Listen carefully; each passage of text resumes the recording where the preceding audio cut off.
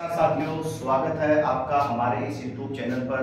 एक बार फिर से मैं आपके सामने लेकर आया हूँ नंबर सिस्टम की क्लास नंबर 2। अपना डे 2 है आज। आगे हम आज चर्चा करेंगे। अब तक हमने क्या पढ़ लिया था वो आपको बताया। अब तक हमने पढ़ लिया था प्राकृत संख्या क्या होती है। वह संख्या जो 1 से स्टार्ट होती है और अंत तक चलती है, जैसे कि 1 2 3 4 5 6 7 इस प्रकार से। सेकंड टाइम अपन ने क्या पढ़ा, पूर्ण संख्या। अगर प्राकृत संख्या में 0 को शामिल कर दिया जाए, 0 से शुरू करेंगे तो बन जाएगी पूर्ण संख्या। तो पूर्ण संख्या कहां से शुरू होगी? 0 से। 0 1 2 3 4 5 6 अनंत तक चलेगी। और ये जो पूर्ण संख्या है इसको हम कैपिटल W से प्रेजेंट करते हैं और प्राकृत संख्या को N से रिप्रेजेंट करते हैं। अब हम आगे बात करेंगे। उससे पहले अपन ने एक बात और कर लेती कि जिस प्रकार से आपने देखा होगा कि किसी भी संख्या की पावर में अगर किसी भी संख्या में भाग लगाना हो, संख्या में 1 का भाग लगाएंगे तो वो संख्या आएगी, और अगर हम किसी भी संख्या में 0 का भाग लगाएंगे तो वह अपरिमित संख्या प्राप्त होगी। और अगर हम 0 में किसी संख्या का भाग लगाएंगे तो वह संख्या हमेशा 0 होगी। और अगर किसी भी संख्या की पावर में 0 हो तो उसका मान हमेशा क्या होगा? 1 होगा। अब आज हम आगे बात करेंगे पूर्णांक। पूर्णांक क्या होता है? इंटीजर्स जो होता है ना, वो क्या होता है? देखिए, पूर्णांक किसे कहते हैं? पूर्ण संख्या को या प्राकृत संख्या को, किसी भी संख्या को प्लस और माइनस में निर्देशित करना। अगर किसी भी संख्या को धनात्मक व ऋणात्मक के रूप में प्रदर्शित कर दिया जाए, धनात्मक और ऋणात्मक के रूप में प्रदर्शित करेंगे तो वो हो जाएगा पूर्णांक। जैसे कि मान लो मैं लिख दूं -4, इसी प्रकार से ये हो जाएगा +5। तो ये क्या है? पूर्णांक है।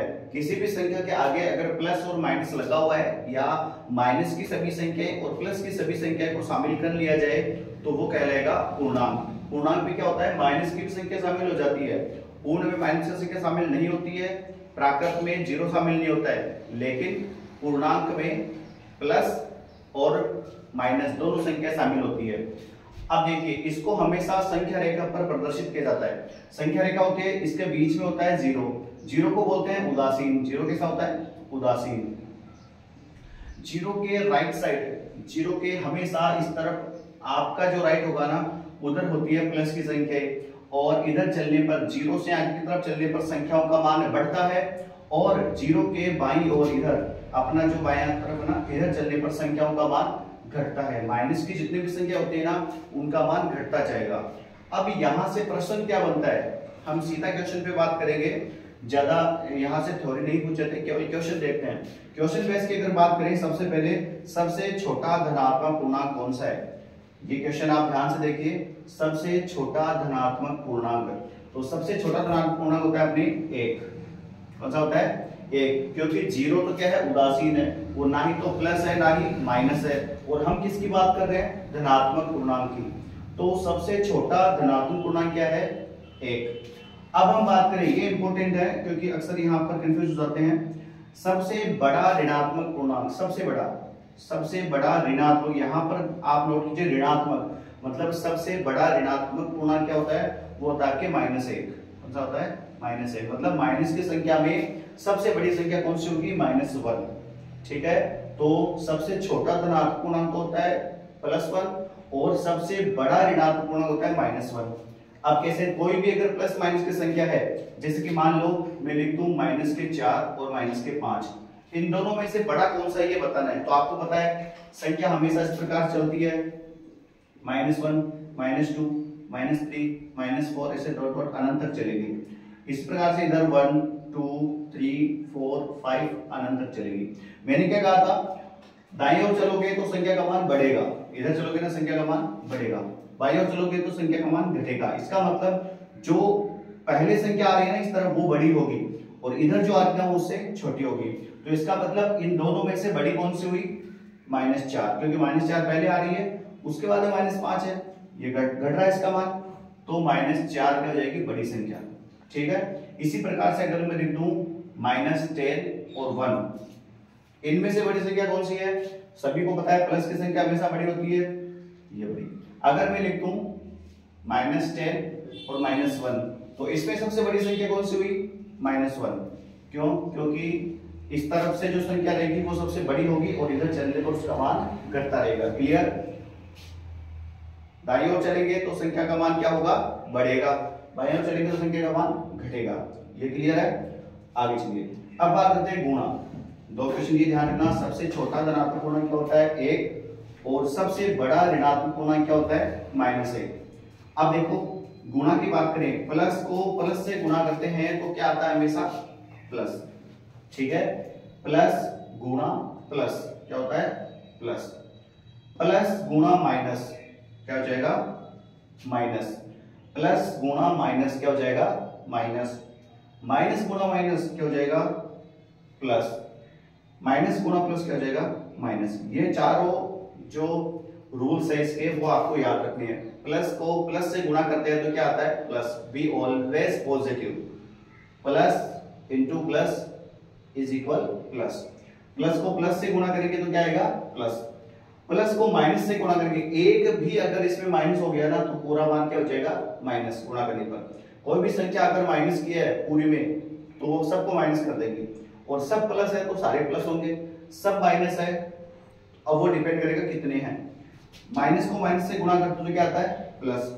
माइनस को प्लस से गुणा करते तो क्या आता है, माइनस। ये क्लियर है? अब देखो बात करते हैं कि अगर किसी संख्या, एक के ऊपर अगर कोई संख्या हो, जैसे कि मान लो एक की पावर कोई भी संख्या रखते हैं 50, तो इसका मान हमेशा क्या होगा, एक ही होगा। एक की चाहे घात में कितनी भी संख्या आप ऐड कर दो, हमेशा क्या होगा, उसका मान एक ही होगा। एक की पावर में कितनी भी संख्या क्यों ना चाहिए, वापस एक बार मैं आपको रिवाइज करा दूं, एक की पावर 0 का मान कितना होता है, 1। 100 की पावर 0 का मान कितना होता है, 1। किसी भी संख्या के पावर में अगर 0 है तो उसका मान क्या होगा, 1 होगा। ठीक है, और अगर एक के ऊपर अगर कोई भी संख्या है, एक के ऊपर अगर कोई भी संख्या है तो उसका मान हमेशा क्या होगा, 1। क्लियर? अब देखो अगर अपने पास में है -1, अगर अपने पास में है -1 और उसके पावर में है कोई भी सम संख्या। अब सम संख्या कौन कौन सी होती है वो भी आपको पता होना चाहिए। सम संख्या होती है 2, 4, 6, 8, 10, 12, 14, 16, 2, मतलब जिसमें 2 का पूरा पूरा भाग जाए वो होती है सम संख्या। इनके अलावा जो बची 1, 3, 5, 7, 9, 11, 13 वो सब क्या है, विषम संख्या। तो अगर देखिए -1 की पावर अगर सम संख्या है, जैसे कि मान लेते हैं अपन 10 है, तो 10 क्या एक सम संख्या है। -1 की पावर अगर सम संख्या है तो उसका मान हमेशा हमेशा कैसा होगा, +1। कैसा होगा, +1। क्यों? क्योंकि देखिए -1 को आप 10 बार लिखो, -1 गुणा -1 2, 3, 4, 5, 6, 7, 8, 9 और 10। ठीक है, अब मैंने क्या कहा था, यहां पर देखिए माइनस को माइनस से गुणा करते हैं तो क्या आता है, प्लस। तो ये और ये माइनस क्या बन गए, प्लस। ये दोनों माइनस गुणा होकर क्या बन गए, प्लस। ये दोनों माइनस गुणा हुए तो क्या बन गए, प्लस। ये दोनों माइनस गुणा होकर क्या बन गए, प्लस। ये दोनों माइनस गुणा होकर क्या बन गए, प्लस। ओवरऑल अगर हम बात करें तो पूरा जो साइन कैसा हो गया, प्लस का हो गया। और एक को कितनी बार गुणा करो, एक होगा, तो इसका मान क्या जाएगा, +1। क्लियर? समझ में आया? अगर -1 की पावर में कोई भी सम संख्या है तो उसका मान हमेशा +1 होता है। और अगर -1 है, ठीक है, -1 है और उसके पावर में कोई विषम संख्या है, सपोज करो 3 है, 3 एक विषम संख्या होती है, तो आप इसको कैसे लिखोगे, -1 गुणा -1 गुणा -1। देखो माइनस को माइनस से गुणा किया तो क्या आया, प्लस। ये तो प्लस हो गया। अब क्या बचा, ये वाला माइनस। प्लस और माइनस को गुणा करके क्या आता है, प्लस और माइनस को गुणा करके क्या आता है, माइनस। तो इसका मतलब ओवरऑल क्या आया आपके पास, -1। ठीक है, तो यहां तक आपके समझ में आया। एक बार आप स्क्रीनशॉट लेना चाहो तो ले सकते हो, उसके बाद में आगे बढ़ते हैं अपन।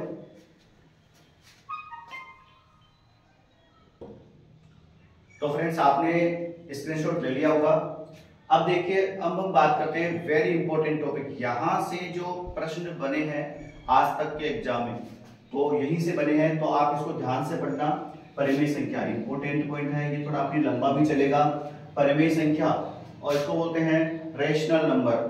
इंग्लिश का वर्ड आप याद रखना, क्योंकि हिंदी में इसको परिमेय संख्या भी कहते हैं और अनुपात सहित संख्याएं भी कहते हैं। इसमें अनुपात भी आएगा, इसलिए अनुपात सहित संख्या इसको बोलेंगे और परिमेय संख्या बोलेंगे। इंग्लिश में बोलेंगे हम इसको रेशनल नंबर। तो आपको ये नाम याद रखना है, रेशनल नंबर। अब देखिए होता क्या है, परिमेय संख्या कहते किसे हैं। आपने देखा होगा छोटी कक्षाओं के अंदर आपने पढ़ा होगा कि वह संख्या जिसको हम p बटा q के रूप में लिख सकते हैं वो क्या कहलाती है, परिमेय संख्या। अनुपात सहित, इसका नाम क्या है, अनुपात। अनुपात को अपन बटे में तो लिखते हैं, जैसे कि 3/4, इनका अनुपात क्या हो जाएगा 3:4। इसका मतलब अनुपात सहित संख्याएं ही क्या कहलाती है, परिमेय संख्या होती है। तो परिमेय संख्या कहते कैसे हैं, वे संख्याएं जिनको हम p बटा q के रूप में लिख सकें। ठीक है, p बटा q के रूप में लिख सकते हैं। अब देखिए परिभाषा के रूप में अगर आप लिखना चाहो तो आप लिख सकते हो वे संख्याएं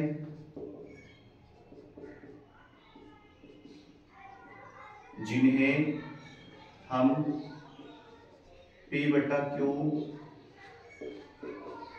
के रूप में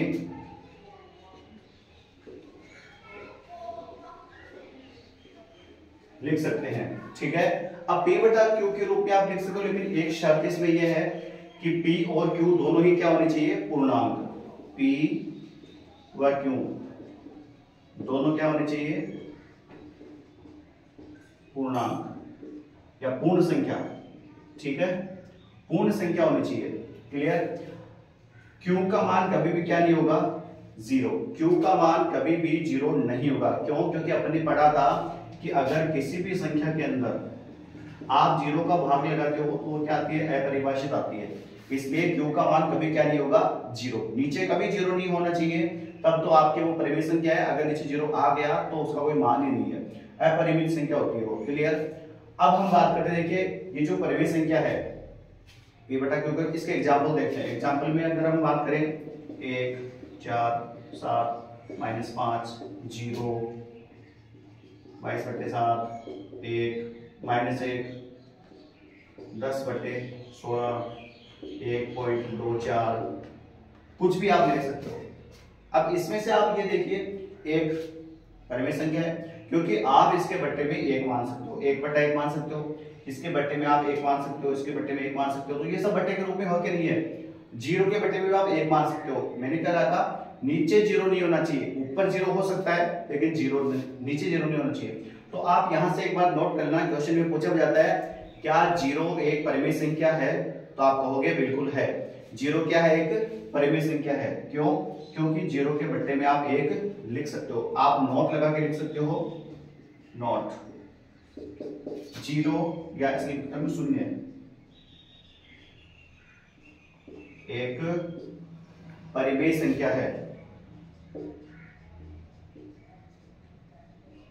परिमेय संख्या है। ठीक है, तो हम ये कह सकते हैं जिनका मान निश्चित हो, जिनका मान क्या हो, निश्चित, वो तो होती है परिमेय संख्या। ठीक है, जिनका मान निश्चित हो वो तो होती है परिमेय संख्या, और जिनका मान लगभग में आए, कंफर्म आंसर ना हो, लगभग में आए, आगे तक चलता रहे, वो होता है अपरिमेय संख्या। वो क्या होती है, अपरिमेय संख्या। जिनका मान निश्चित हो वो तो परिमेय, जिनका मान लगभग में आए वो अपरिमेय। अपन ने एग्जांपल देखा, माइनस की जितनी भी संख्या है, प्लस की जितनी भी है, 0 है, वो सब क्या है, परिमेय। एक चीज आप ध्यान रखना, जो 22/7 है, मैंने यहाँ पर 22/7 लिए हैं, ये क्या है, परिमेय संख्या। अब मैं आपको एक क्वेश्चन करना चाह रहा हूं, पाई क्या है, परिमेय संख्या है या अपरिमेय संख्या? आपको इसका आंसर बताना है। क्वेश्चन आपके पास में है, पाई, पाई क्या है, परिमेय है या अपरिमेय है? इसका आंसर आप कमेंट बॉक्स में जरूर करना। पाई परिमेय है या अपरिमेय? क्लियर, और आपको ये पता है पाई का मान कितना होता है, क्या होता है, वो सब आपको पता है। कल अपन पढ़ेंगे परिमेय संख्याओं के भी प्रकार। 2 प्रकार होते हैं, शांत और अशांत, अनुपात सहित, अनुपात रहित, 4 तक चलेगी। उसमें भी 2 भाग होंगे उनके, शांत और अशांत में। ठीक है, हमारे चैनल को आप सब्सक्राइब कीजिए, इस वीडियो को ज्यादा से ज्यादा लोगों के पास शेयर कीजिए, और इसका आंसर जरूर बताना कि पाई क्या है, परिमेय है या अपरिमेय। Thank you.